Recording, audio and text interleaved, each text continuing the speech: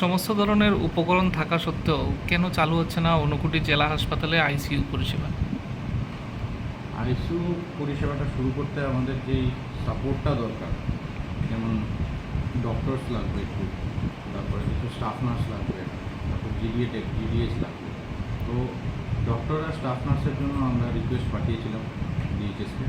তো ওখান থেকে এখন পর্যন্ত কোনো রিভার্ট ব্যাক আসেনি আমাদের কাছে।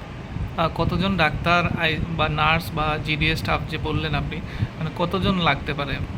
দেখুন, একটা আইসিইউ সেট আপ যদি রান করতে হয়, প্রত্যেকটা শিফটে যদি একজন করে ডাক্তার লাগে ওখানে আমার, তো ওদেরকে ট্রেন্ড হতে হবে আইসিইউতে।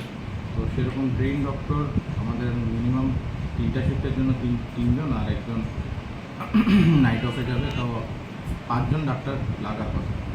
আর নার্স কতজন লাগবে? নার্স একটা শিফটে যদি আমি একজন করেও ধরি, তো সেই 5-6জন নার্স আমার লাগবে। আর জিডিএস স্টাফ?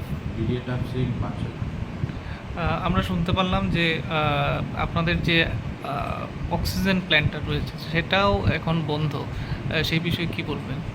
এটা আগের বছর এটা অ্যানুয়াল মেনটেন্যান্স শেষ হয়ে গেছিলো, তারপরে আমরা এমডিএনএচএমকে জানাই। তো এমডিএনএচএম আমাদের ডিস্ট্রিক্ট সহ বাকি সব ডিস্ট্রিক্ট ইনক্লুড করে একটা টেন্ডার করেছে, যেটা টেন্ডারটা অলরেডি অ্যাপ্রুভ হয়ে গেছে, কাজ চলছে।